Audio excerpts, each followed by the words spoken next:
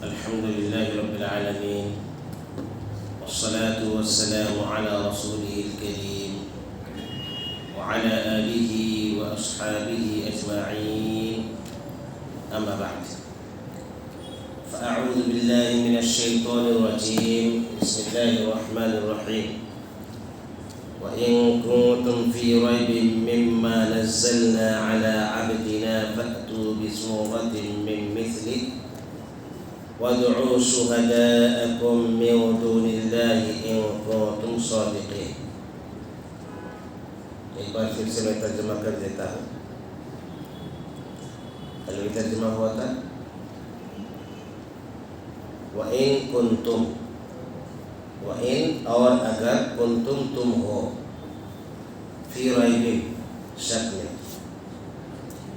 مما اس چیز کے بارے میں جو نزلنا ہم نے نازل کیا ہے، علی عبدنا اپنے بندے پر، فأتو تو لے آؤ، بصورت کوئی ایک صورت، من مثلہ اسی کے مثل یا اسی کے جیسے، وادعو اور پکارو یا بلا لو، شہداءکم اپنے مددگاروں کو، من دون اللہ اللہ کے سوا، ان کنتم صادقین اگر تم سچے ہو تو. کل گفتگو کے اندر جو تمہیدی باتیں آپ کے سامنے بتائی گئی تھی، قرآن یہ اللہ رب العالمین کا کلام ہے، کسی انسان کا کلام نہیں ہے.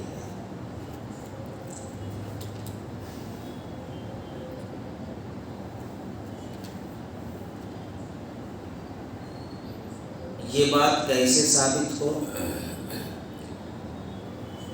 کہ قرآن اللہ ہی کا کلام ہے، کسی انسان کا نہیں؟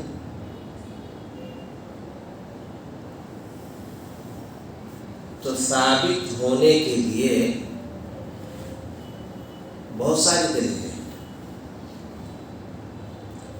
لیکن ایک دلیل ایسی ہے کہ اس کے آگے کسی کا جواب بن ہی نہیں سکتا، کسی کا جواب نہیں بن سکتا. وہ دلیل کیا ہے؟ کہ قرآن اگر مانتے ہو تم کہ یہ انسان کا کلام ہے، اللہ کا کلام نہیں ہے، تو پھر قرآن جیسا کوئی کلام پیش کر کے دکھا دو، بات ختم. نہ کوئی دکھا سکا، نہ ثابت کر سکا، تو اس کا مطلب کیا نکلتا ہے کہ قرآن کس کا کلام ہے؟ اللہ کا کلام. چیلنج دیا گیا اس جیسا کلام پیش کرو، چیلنج کو ایکسپٹ کرنے والا کوئی نہیں رہا. تو مطلب یہ ہے کہ یہ قرآن کس کا کلام ہے؟ کلام اللہ کا کلام ہے.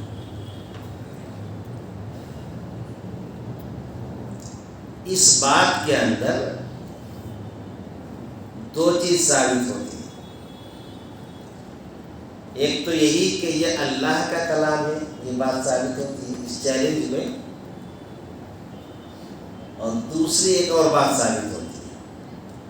آپ میں سے کوئی بتا سکتا ہے دوسری بات کیا ثابت ہوتی ہے؟ قرآن جیسا کلام تم پیش نہیں کر سکتے، تو چیلنج ہے، اس چیلنج کو کوئی پورا نہیں کر سکا ہے. تو ایک تو یہ ثابت ہو گیا کہ یہ اللہ کا کلام ہے، اور دوسری اور ایک چیز ثابت ہوتی ہے، ایک اور بات ثابت ہوتی ہے. کیا ہے؟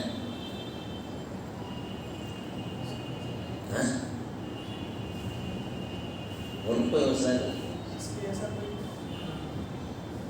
نہیں، وہ تو اللہ کا کلام ہے، تو پھر اس سے جیسا ہوگا ہی، بات ہوئی ہے. کوئی مقابلہ نہیں کر سکتا ہے. مطلب وہی بات ثابت ہو گئی کہ اللہ کا کلام ہے تو کوئی مقابلہ نہیں کر سکتا ہے، اس سے جیسا نہیں لا سکتا ہے، بات ہوئی ہے. بتا دو. دوسری بات یہ ثابت ہوتی ہے کہ اللہ کے نبی صلی اللہ علیہ وسلم سچے. یہ شوشہ مشرکین نے کیوں چھوڑا تھا کہ یہ اللہ کا کلام نہیں ہے بلکہ محمد صلی اللہ علیہ وسلم کا کلام ہے. کہتے تھے نا کہ گڑھ لیا، یہ کہتے جنات ان کے پاس آتا ہے اور ان کو سکھا کر کے جاتا ہے. تو یہ جو شوشہ مشرکین کا چھوڑا ہوا تھا، اس شوشے کے چھوڑنے کے پیچھے کا مقصد کیا تھا؟ اعتراض کا مقصد کیا تھا؟ کہ نبی صلی اللہ علیہ وسلم جو نبوت اور رسالت کا دعویٰ کر رہے ہیں یہ سچ نہیں ہے بلکہ جھوٹ ہے. تو ایک تو قرآن کا یہ چیلنج کہ قرآن جیسا کلام تم پیش نہیں کر سکتے. ایک تو قرآن اللہ کا کلام ہے، اس بات کا ثبوت مل جاتا ہے اس سے. دوسرے اللہ کے نبی صلی اللہ علیہ وسلم سچے ہیں. ٹھیک ہے. قرآن کا جو یہ چیلنج ہے صرف یہی ایک مقام پر چیلنج نہیں ہے بلکہ اللہ رب العالمین نے خود قرآن کے اندر کئی جگہوں پر اس کا اعلان کیا ہے اور چیلنج کیا ہے. سورہ ہود کے اندر اللہ رب العالمین نے فرمایا کہ ام یقولون افترا، کیا یہ لوگ کہتے ہیں کہ انہوں نے اس کو کر لیا ہے. مشرکین کہتے ہیں کہ انہوں نے یعنی محمد صلی اللہ علیہ وسلم نے اس کو یعنی اس قرآن کو کر لیا ہے. تو اللہ رب العالمین کی طرف سے جواب کیا ہوا؟ یقول فأتوا بعشر سور مثلہ مفتریات، کہ آپ کہہ دیجئے کہ پھر ٹھیک ہے تم کوئی ایسی 10 سورہ ہی گھڑ کر کے دکھا دو اس جیسے قرآن کی جیسے 10 سورہ.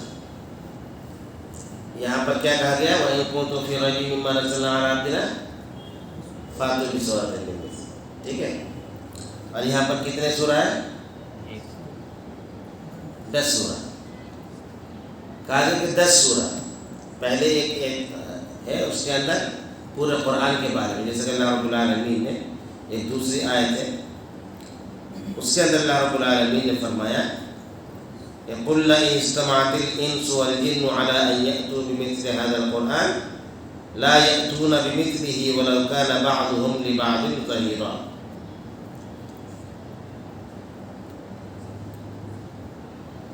اے نبی آپ کہہ دیجیے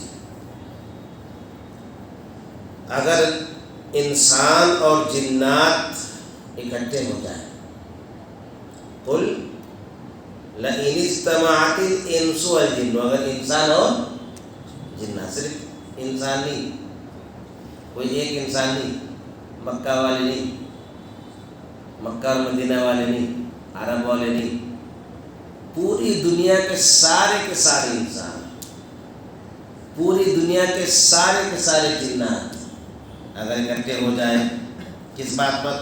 علی ان یأتوا بمثل هذا القرآن، کہ وہ لائے اس قرآن کے جیسا کوئی کلام. لا یأتون بمثلہ، تو اس کا مثل نہیں لا سکتے وہ. ولو کان بعضهم لبعض ظہیرا، اگرچہ کہ ان میں سے بعض کے مددگار بن جائے، نہیں لا سکتے. تو یہاں پر جو ذکر ہے پورے قرآن کے بارے میں کہ پورا قرآن لا کر کے دکھاؤ. اب پورا قرآن کہاں سے لا کر کے دکھائیں گے؟ اللہ رب العالمین نے کہا ٹھیک ہے چلو پورا قرآن نہیں 10 سورہ لا کر دکھاؤ. کیا کہا؟ 10 سورہ. ام یقولون افترا، کیا یہ لوگ کہتے ہیں کہ گڑھ لیا ہے محمد صلی اللہ علیہ وسلم نے اس کو. قل فأتوا بعشر سور مثلہ مفتریات، تو اس جیسے 10 سورہ گھڑ کر کے دکھا دو. اور صرف 10 سورہ نہیں، کہا کہ وَادْعُوا مَنِ اسْتَطَعْتُم مِّن دُونِ اللَّهِ، اللہ کے علاوہ جس کو بھی تم مدد کے لیے پکارنا چاہو، بلانا چاہو، بلا لو، جس کو بھی بلانا چاہو، نہیں تم لا سکتے۔ ان کو تم صادقین، اگر تم سچے ہو۔ ان کو تم صادقین کا مطلب کیا ہے؟ اگر تم سچے ہو۔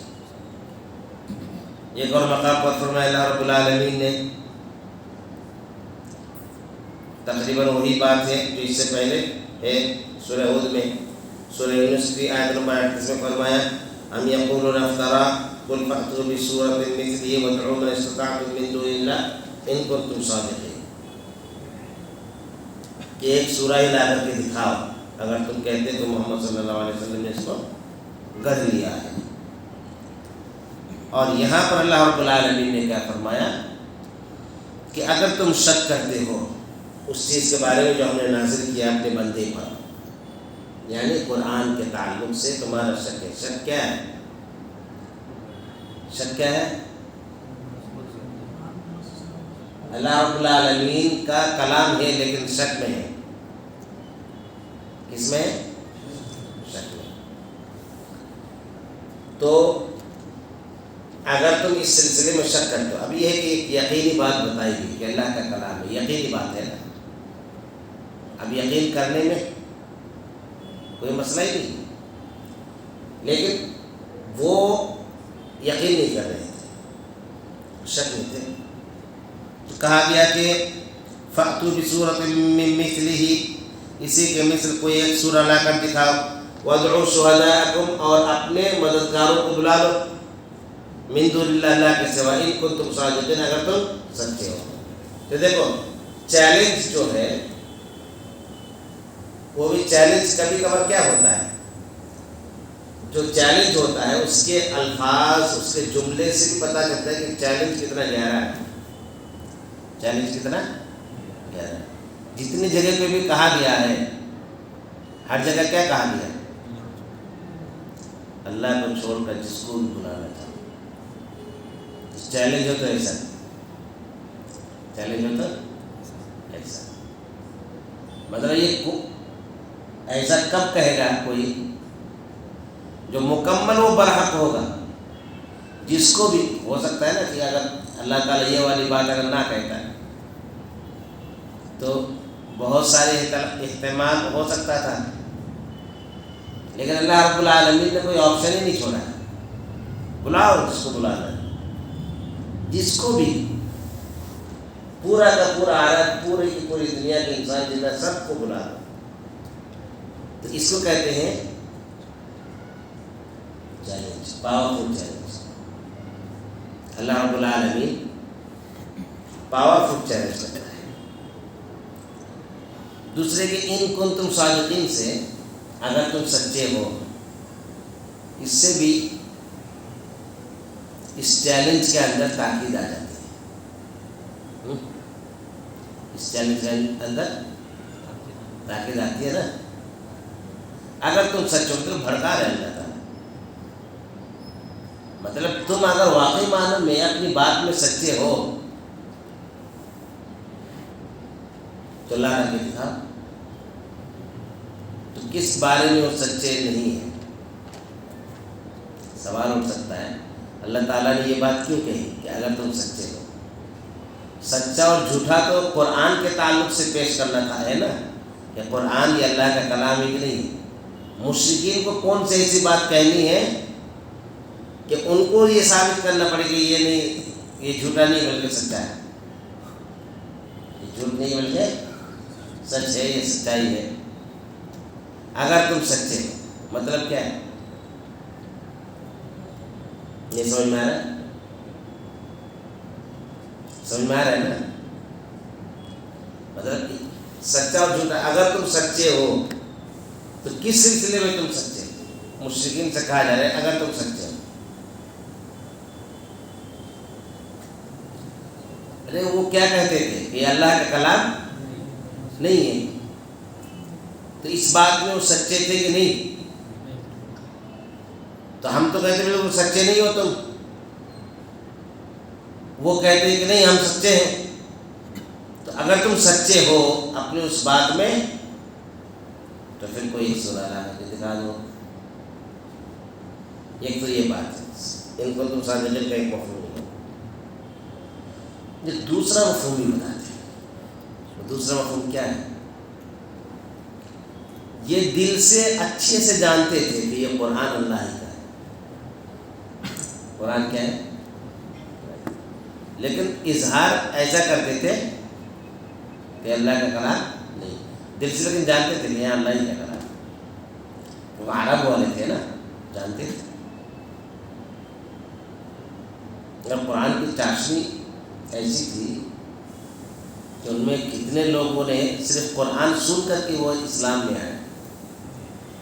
قرآن سن کر کے، مطلب سوچو کتنا پاورفل ہے یہ. مطلب ہم لوگ اتنا نہیں سمجھ سکتے، ہم لوگ اتنا نہیں سمجھ سکتے. سمجھ سکتے ہیں کیونکہ ہمارا جو ماحول، ہمارا جو معاشرہ، ہم جہاں پر رہتے ہیں نا، زبان جو لینگویج ہے، بات، الفاظ، بات کرنے کا انداز، طریقہ، ایک اسلوب، الفاظ کا انتخاب اور بیان کرنے کا ایک سلیقہ، یہ تمام چیزیں ایسی ہیں کہ ہم ان چیزوں سے زیادہ الجھتے نہیں. ہم یہ چیز زیادہ اپنے آس پاس نہیں دیکھتے.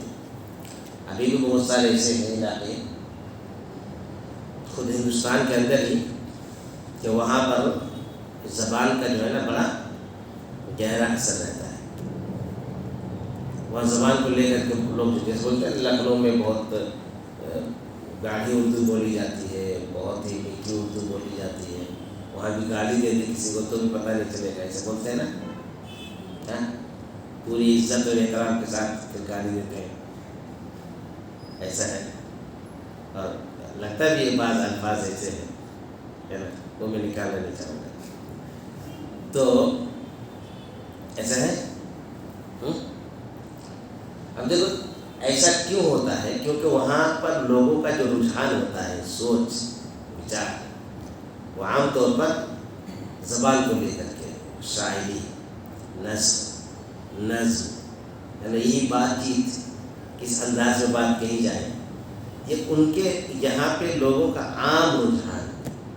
اس لیے اردو میں بہت سارے شاعروں کو آپ سنیں گے تو ان کے گاؤں کے بارے میں پتہ لگائیں گے نا، تو یہ شاعر بہت سارے ایسے ہوتے تھے کہ ان کے گاؤں میں یا علاقے میں اردو زبان کو لے کر کے لوگ جو ہے بہت زیادہ جذباتی رہتے ہیں، بہت زیادہ اس کے اندر اہتمام کرتے ہیں. جیسے یو پی کے ہی بہت سارے علاقے ایسے ہیں کہ وہاں پر باقاعدہ بچے شاعر بن جاتے ہیں. بچہ رہتا ہے لیکن اس کے باوجود بھی شعر بہت زبردست ہوتے ہیں. کہیں اسکول سے اردو پڑھا لکھا نہیں ہوتا لیکن بچپن سے ویسے ہی ہے. تو یہ جو بات ہے نا، بات کرنے کا طریقہ، سلیقہ، الفاظ، یہ ساری چیزیں تو ہم اتنا زیادہ نہیں سمجھ پائیں. لیکن جو لوگ اس چیز میں رہتے ہیں نا، وہ جب بات کہی جاتی ہے، کبھی کبھار ایسے اشعار وغیرہ پڑھتے ہو نا، کہیں پہ کوئی اشعار ایسے 2 لائن پر اشعار دل کو بالکل چھو جاتا ہے. ایسا ہوتا ہے کبھی کوئی شعر ایسے گزرا ہو زندگی سے متعلق، کسی چیز سے متعلق، تجربات، کامیابی، ترقی، یا پھر بہت سارے اور اشعار ہیں تو لوگ نوجوان ہوں. تو کبھی کبھار کیا ہے، کچھ اشعار میں الفاظ اور الفاظ کو ایک تو بناوٹ اس کی اور اس کے اندر جو بات کہی گئی ہے، شاعر جو کہتا ہے وہ بالکل دل کو جا کر ٹچ ہوتا ہے نا. تو یہ جو ہے الفاظ جو ہے یا پھر شاعری، شعر و شاعری اور بات کرنے کا طریقہ، یہ ہم لوگ اتنا نہیں سمجھ پائے. تو وہاں پر جیسے ماحول تھا، کیا تھا؟ ماحول تھا باقاعدہ. اسی چیز کو لے کر لوگ بڑے ہوتے تھے، بچپن سے لے کر بڑھاپے تک اسی چیز میں زیادہ رہتے تھے. وہاں کوئی بھی بات ہوتی تھی شعر کے انداز میں جواب دینا ہے نا. جنگ، اب ذرا سوچو، جنگ میں بھی کیا کرتے تھے؟ یہ جنگ میں لونڈیوں کو لے جاتے تھے، عورتوں کو لے جاتے تھے. مسلمانوں کا عورت کی بات نہیں کی جاتی. عام وہاں پر رجحان تھا. پہلے جنگ زمانے جانے کے ہوتے تھے تو کیا کرتے تھے؟ اپنے عورتوں کو لیا. یعنی مسلمانوں کے ساتھ جو جنگیں ہوئی غزوہ احد وغیرہ میں، خود مشرکین عورتوں کو ساتھ لے گئے. یہ عورتوں کو کیوں ساتھ لے جاتے تھے؟ یہ اشعار پڑھتی تھی اور ان کو بھڑکاتی تھی، ان کے بہادری کو للکارتی تھی، جذبات کو بھڑکاتی تھی، یہ اشعار پڑھ کے. تو یہ جو ہے جنگوں کے اندر ان کی حالت یہ تھی کہ وہاں پر اشعار پڑھتے تھے اور باقاعدہ لوگوں کو بھڑکاتے تھے.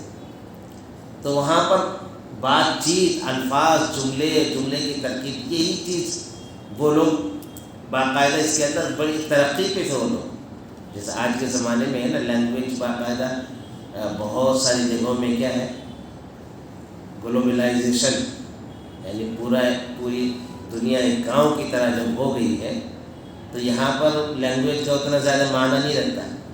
یہ لینگویج اس میں بھی اردو بولنے میں آدھی جو ہے نا وہ انگلش اور آدھی اردو، تھوڑا بہت ہندی، تھوڑا سنسکرت، ایسے لے کر کے لوگ بولتے ہے نا. تو وہاں پر لوگ جو ہے اس میں بہت زیادہ ترقی پہ تھے. تو ہوتا یہ تھا کہ جب کلام پیش کیا جاتا تھا نا تو وہ لوگ اچھے سے جانتے تھے اس کی حقیقت سے، اس کی باریکیوں سے. کیسے وہ جادوگر، کون جادوگر؟ موسیٰ علیہ السلام کے زمانے میں فرعون نے جو جادوگر بلائے تھے تو موسیٰ علیہ السلام نے جو لاٹھی پھینکی اور اس کے بعد پھر وہ سانپ میں تبدیل ہو گئی لاٹھی، ہے نا. لاٹھی کیا ہوئی؟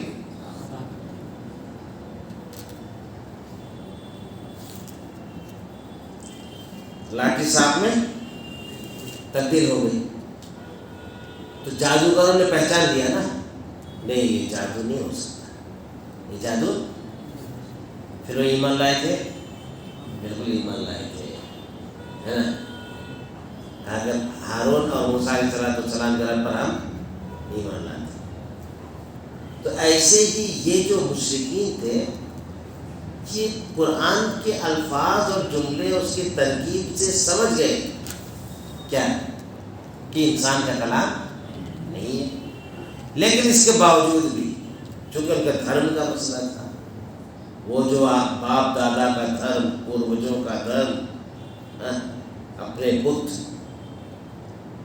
اور ان کے جو مقدسات، یعنی جو جن جگہوں کو مقدس مانتے تھے، جن بتوں کو باقاعدہ وہ ہمیشہ اپنے ساتھ رکھتے تھے، ہے نا، ان کو پوجتے تھے.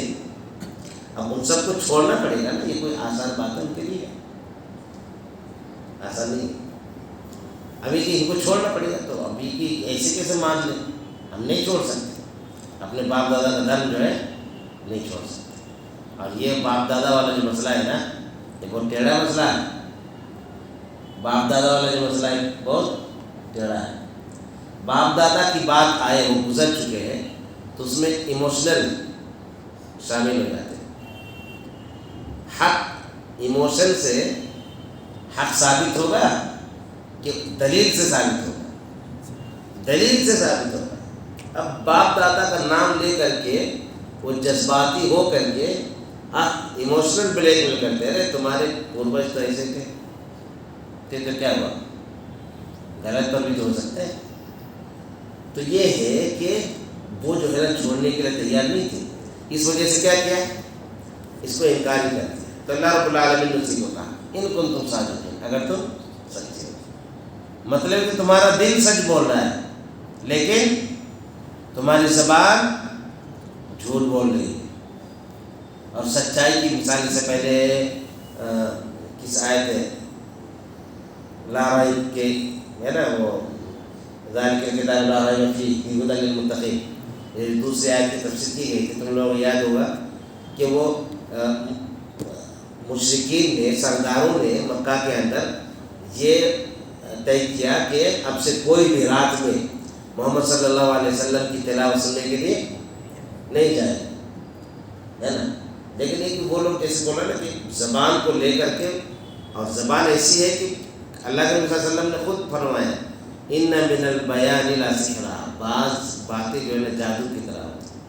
مطلب جادو کیسے وہ اثر کرتا ہے نا جادو، تو ایسے باتیں دل کے اندر ایسے لگ جاتی ہے کہ پورے طور پر انسان ہل جاتا ہے، اس کے زندگی کے اندر ایک بدلاؤ آ جاتا ہے بات کی وجہ سے۔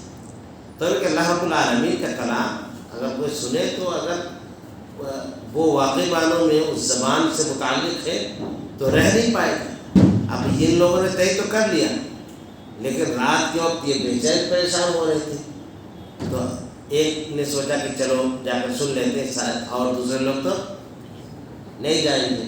ایسے کر کے سارے لوگ سوچے کہ دوسرے لوگ نہیں جائیں گے، سب وہاں پر حاضر، اور اللہ کے نبی صلی اللہ علیہ وسلم کی تلاوت چکے کو سننے لگے۔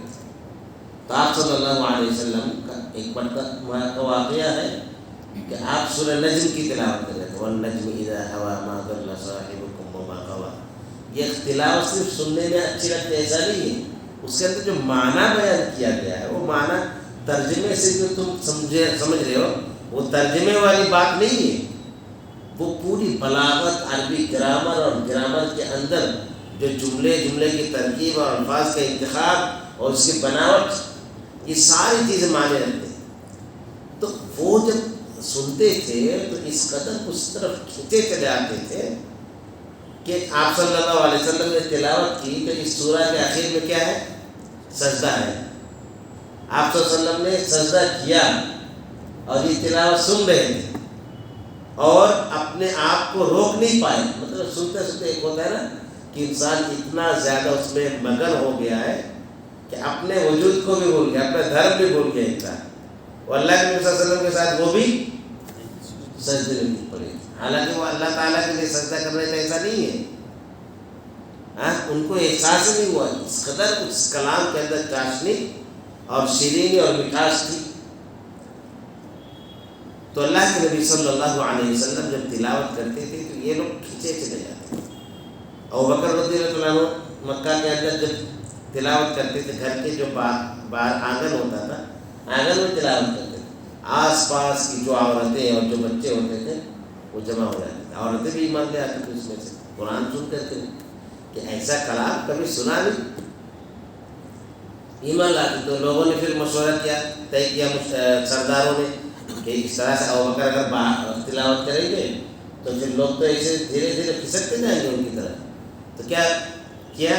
بولے ابوبکر سے کہو، محمد صلی اللہ علیہ وسلم سے کہہ کر کہ ابوبکر سے کہو کہ گھر کے اندر تلاوت کریں گے، باہر نہیں، گھر کے اندر۔ تو یہ معاملہ ہوتا تھا اس وقت، کھینچے چلے جاتے تھے، یعنی جو مرد تو تھی، عورتیں بھی اور بچے بھی کھینچے چلے جاتے تھے۔ تو یہ قرآن کی تاثیر تھی۔ تو ایسا تھا قرآن اور ایسا ہے قرآن۔ تو اس میں چیلنج کیا گیا کہ اگر تم واقعی معنوں میں سچے ہو تو چیلنج کو قبول کرو۔ چیلنج کو قبول کیا کہ نہیں کیا؟ آپ سوال اٹھتا ہے کہ چیلنج کو قبول کیا کہ نہیں کیا؟ نہیں کیا۔ دیکھو اگر ایسا کچھ ہوتا، تاریخی پس منظر دیکھو، اس وقت جو ہے پڑھے لکھوں میں یہود و نصارہ تھے، مشرکین لوگ زیادہ پڑھے لکھے نہیں ہوتے تھے، چونکہ ان کے پاس کتابیں تھیں، ان کے پاس کتابیں نہیں تھیں، تو وہ پڑھے لکھے ہوتے تھے۔ یہود اور عیسائی پڑھے لکھے ہوتے تھے۔ مسلمانوں کو زیر کرنے، نیچا دکھانے اور شکست دینے کا کوئی موقع وہ چھوڑتے ہی نہیں تھے۔